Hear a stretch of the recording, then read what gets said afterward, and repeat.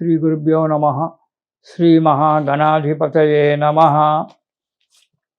ధనస్సు రాశి ఈ డిసెంబర్ మాసంలో మనకు ధనస్సు రాశి వారికి గనక మనం చూసుకున్నట్టయితే అనారోగ్యం ఏర్పడుతుంది, మనోవిచారంగా ఉంటుంది, అకాల భోజనాలు, భార్యాబిడ్డలతో కానీ బంధువులతో కానీ మిత్రులతో కానీ కలహాలు ఏర్పడడానికి ఆస్కారం ఉంది. ఇకపోతే డిసెంబర్ మాసంలో మొదటి వారంలో కనుక ధనుస్సు రాశి వారికి చూసుకున్నట్టయితే దేశ సంచారము, దేశం మీద తిరగడం,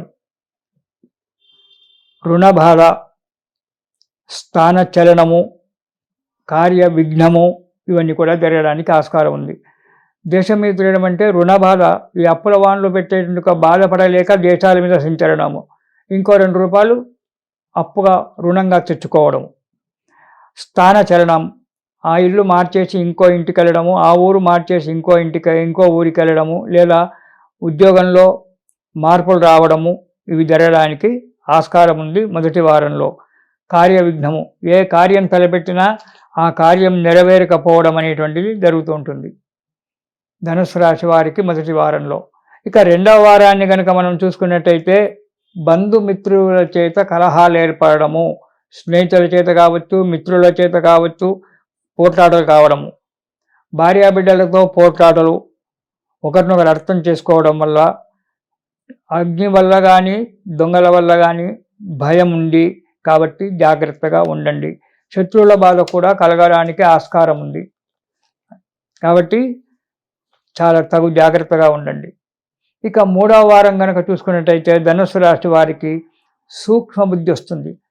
ఏ దేవుని యొక్క అనుగ్రహమో కానీ 2వ వారం వరకు కష్టాలు పడ్డా, మానసికంగా ఆందోళన పడ్డా, 3వ వారంలో మాత్రం ఆ భగవంతుని యొక్క అనుగ్రహం వల్ల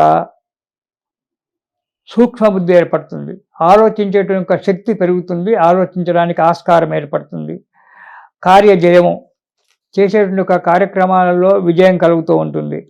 స్త్రీ సౌఖ్యము, తర్వాత స్వగ్రామంలో ఉండడం, మీరు ఎక్కడో బయట గ్రామంలో ఇల్లు కట్టుకొని ఇంతకాలం నివసిస్తున్నా తన సొంత ఊరిలో తను పుట్టి పెరిగినటువంటి జన్మస్థలంలో ఇల్లు కట్టుకోవడానికి ఆలోచన చేయడము, దాని గురించి తగిన కార్యక్రమాలు చేయడం అనేటువంటిది జరుగుతూ ఉంటుంది. ఇక ఆరోగ్యం బాగుపడుతుంటుంది, సుఖంగా ఉంటారు. ఇక 4వ వారం కనుక చూసుకున్నట్టయితే చంచల బుద్ధి, మనస్సు ఎప్పుడూ చంచలంగా ఉంటుంది. స్త్రీ వల్ల కష్టాలు రావడానికి ఆస్కారం ఉంది కాబట్టి ఎవరితో ఏ స్త్రీతో మాట్లాడినా తగు జాగ్రత్తగా ఉండండి. కార్య విఘ్నం ఏర్పడడానికి ఆస్కారం ఉంది, అనారోగ్యంగా ఉంటారు. ఇవన్నీ కూడా ఏ విధంగా చూసుకున్నట్టయినా శుభము తక్కువ, అశుభము ఎక్కువగా ఫలితాలు కనబడుతూ ఉన్నాయి ధనుస్సు రాశి వారికి ఈ నెలలో.